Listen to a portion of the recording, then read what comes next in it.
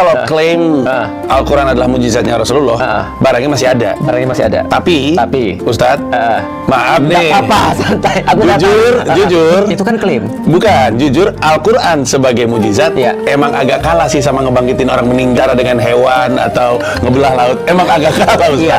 Jujur agak kalah. Betul. Mas tahu nggak sih mujizat Nabi Musa apa? Membelah lautan. Membelah lautan ya. Mujizatnya Lempar Nabi tongkat jadi ular. Jadi ular.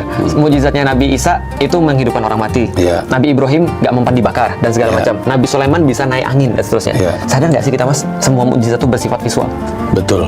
Pertanyaannya, mujizat Nabi Muhammad visual atau bukan? Enggak. Apa Mas kira-kira, Mas?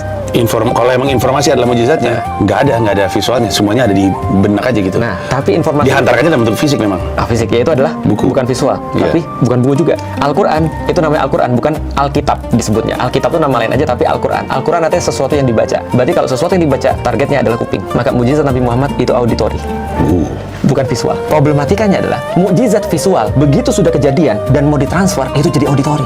Betul. Maka Mas bilang tadi cuma bisa kita dengar Dengar ceritanya, ceritanya. karena nggak ada lagi visualnya. Problematikanya adalah kalau seandainya Mas hadir ketika pembelahan laut oleh Musa dan kemudian di situ Mas sangat benar-benar ngelihat itu terus kemudian benar-benar amuse, benar-benar beriman, auto beriman setelah itu. Gimana cara Mas transfer perasaan itu pada anaknya Mas? Pada Dipo misalnya nanya, apa yang terjadi misalnya di situ? Terus Mas bilang apa ke dia? Cerita, gua lihat laut. Lu pernah lihat laut kan? Lu bayangin laut kayak gunung. Itu jadinya apa? Auditori. Iya. Maknanya masih dapat? Masih, Tapi nggak sekuat kalau ngelihat. mukjizatnya masih ada di situ. Dalam bentuk cerita aja, dalam bentuk auditori. Berarti bukan mukjizat lagi kan? Tapi cerita mukjizat. Betul. Tapi mukjizat Al-Quran bentuknya auditori. Proofnya Al-Quran, argumennya Al-Quran dalam bentuk auditori. Maka diceritain sampai kapanpun itu masih tetap akan berjalan. Berarti mukjizat Al-Quran bukan fisiknya, tapi auditorinya. Masya Allah.